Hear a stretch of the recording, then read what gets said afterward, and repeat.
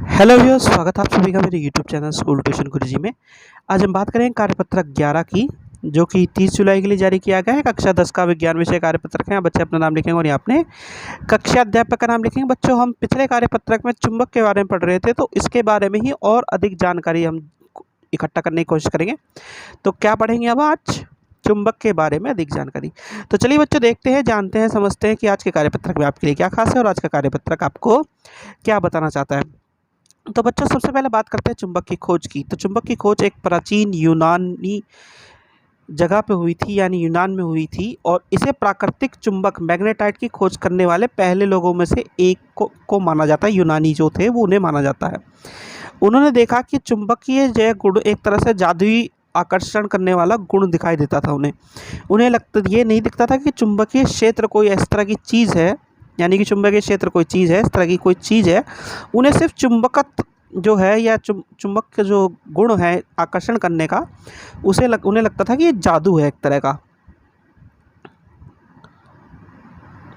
अब हुआ क्या था? तो मैग्नेटाइट एक चट्टान है जो कि प्राकृतिक चुंबक है। ये आयरन से भरपूर होती है। तो आयरन से भरपूर होने के कारण, जैसे कि हमें पता है कि कुछ धातु चुंबकीय होते हैं या बन जाते हैं, इनमें लोहा और कोबाल्ट और निकल ये शामिल हैं। अब चुंबक को अगर हमें किसी चुंबक को गैर चुंबकीय पदार्थ पे इस तरीके से रगड़ें, यानी कि इसे इस तरीके से रगड़ें, हम काफ़ी जो है कम से कम 100-200 बार अगर रगड़ें, तो क्या होगा बच्चों? ऐसी दिशा में रगड़ने से ये क्या होगा? एक गैर चुंबकीय पदार्थ चुंबकीय बन जाएगा। इसी को हम चुंबकीकरण कहते हैं बच्चों। चलिए आगे बढ़ते हैं बच्चों। अब बात आती है विद्युत और चुंबकत्व की, यानी कि विद्युतीय चुंबक जो होती है उसके बारे में अगर हमें पढ़ना हो तो हमें क्या क्या जानने की ज़रूरत है बच्चों? तो विद्युत क्या है? इलेक्ट्रॉनों के प्रभाव से जो चीज़ बनती है वो विद्युत कहलाती है। और इलेक्ट्रॉन जब तारों से गुजरता है तो वो भी एक चुंबकीय क्षेत्र बनाता है बच्चों। अब इस चुंबकीय क्षेत्र जो बनाता है उसे ही वैज्ञानिकों ने विद्युत चुंबकीय बल या विद्युत चुंबकीय बल कह लीजिए, या विद्युत चुंबकत्व के नाम से पुकारा है। ठीक है बच्चों। अब इसकी खोज किसने की थी, या इसको किस तरीके से सुधारा जा सकता था, इसके बारे में खोज किसने की थी? तो डैनिश भौतिक वैज्ञानिक हंस क्रिश्चियन ऑस्टेड ने विद्युत चुंबक की खोज 1820 में की थी। इस खोज से लोगों ने जाना कि किस तरीके से इसमें सुधार ला जा सकता है, कि विद्युत की चुंबकीय की बल को कम या ज़्यादा कैसे किया जा सकता है। इस चीज़ के बारे में इन्होंने खोज की थी बच्चों। अब विद्युत चुंबक क्या है, एक तरह से उसे समझ लीजिए।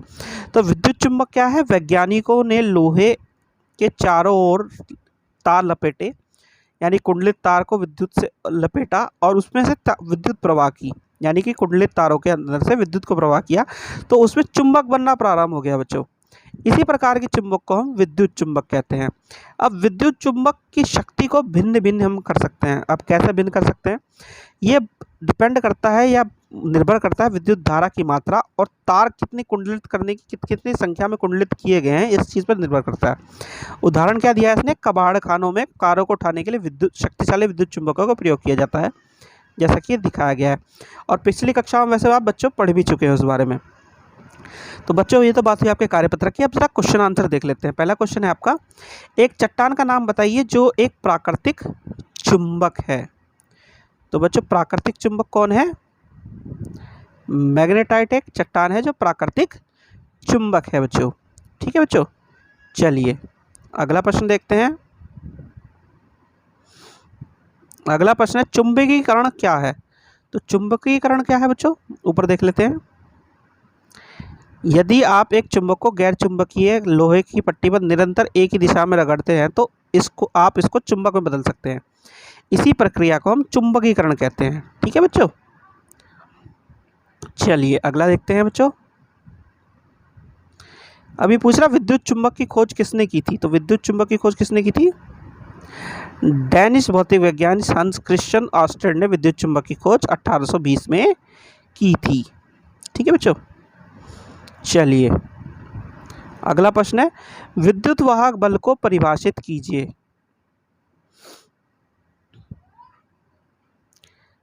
जब एक इलेक्ट्रॉन यानी कि विद्युत जब गुजरता है, प्रवाह होता है इलेक्ट्रॉनों के थ्रू तरीके से, तो उसमें तार से गुजरते दफे चुंबकीय क्षेत्र बनता है। इसी को वैज्ञानिकों ने चुंबकीयत्व और बिजली का एक बल का हिस्सा माना और विद्युत चुंबकीय बल इसे ही कहते हैं बच्चों। चलिए अगला देखते हैं बच्चों। विद्युत चुंबक क्या होती है, इसकी शक्ति को कैसे बदला जा सकता है। तो जब लोहे के चारों ओर कुंडलित तारों को लपेटा जाता है और उसमें विद्युत प्रवाह कराई जाती है तो चुंबक बनती है, इसे विद्युत चुंबक कहते हैं। इसकी शक्ति भिन्न भिन्न कैसे हो सकती है, अगर विद्युत धारा को की मात्रा को और तारों की कुंडलित संख्या को हम कम ज़्यादा करें तो ये ऊपर नीचे यानी कम शक्ति की और ज़्यादा शक्ति की चुंबक बन सकती है बच्चों। तो बच्चों ये होगी आपका कार्यपत्र कंप्लीट और वीडियो भी। आशा करता हूँ आपको वीडियो अच्छी लगी होगी। अगर वीडियो अच्छी लगी हो तो चैनल को सब्सक्राइब करें, वीडियो को लाइक करें, शेयर करें। Thank you.